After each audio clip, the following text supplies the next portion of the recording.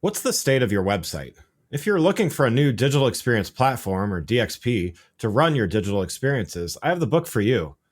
The Agile Brand Guide to Digital Experience Platforms is part of my best-selling series of MarTech books. In this book, I explore and demystify DXPs and look at the roles a digital experience platform should play, the different types on the market, as well as how to initially evaluate platforms, then how to best implement a DXP once you've selected it. The book also features a foreword from Rupali Jain, Chief Product Officer at leading DXP provider Optimizely, as well as several other thought leaders in the industry. Learn more and get a copy in print or digital now by going to the Agile Brand Guide website at www.agilebrandguide.com. Hi, this is Greg. Look for my book, The Agile Brand, on Amazon or on my website at theagile.world. Welcome back to the Agile World podcast. This is Greg Kihlstrom. Over the next few episodes, I'm going to talk about the evolution of the brand-consumer relationship.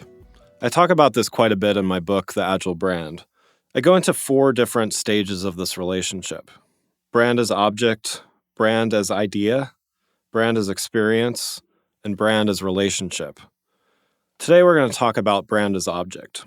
This really goes back to the beginning of brands and branding.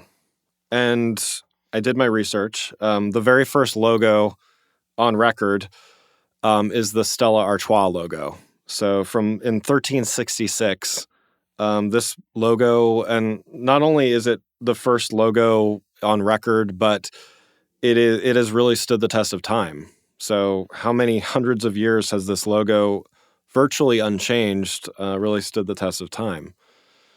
The idea of brand as object really refers to the idea that when there are a bunch of products on the shelf, let's say, the way to differentiate between them is by branding. So, I see either the brand that I recognize or a brand that I like. I will confess that I'm guilty of sometimes buying products simply based on packaging. I usually don't buy them again based on packaging if I don't like them, but I will do that sometimes. I'm sure others do as well.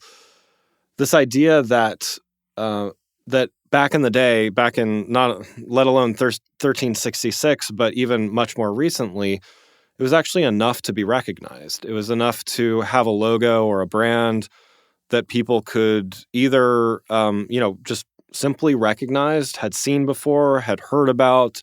That was really what it took to get a product purchased. There wasn't that much variety. There wasn't this idea, this modern idea of I can get a product that is completely tailored to me, exactly what I want, when I want, how I want it. There were less options. Mass manufacturing, let's say relatively new in the course of humanity. So there wasn't just limitless options like we really have today. So again, a brand was successful if it could get that message out that, hey, we're here. This is what a lot of my colleagues refer to as kind of the Mad Men era of just let's do a lot of advertising. Let's make something that's really catchy or really memorable. It's enough. Let's get in someone's head as, hey, we exist, and choose us over the competitor. And this worked for quite a while. The idea, and I'll talk about this in a few over the course of the next few episodes, is this changes as not only consumers get more sophisticated, but as the media landscape and how we consume media gets more sophisticated. In the next episode, I'm going to talk about the next evolution of branding, brand as idea. Thanks for listening. See you next week. If you enjoyed this episode and found it helpful, please rate the show on iTunes or contact me through my website at theagile.world. You can find my books, The Agile Brand and The Agile Web, on Amazon and on my website at theagile.world.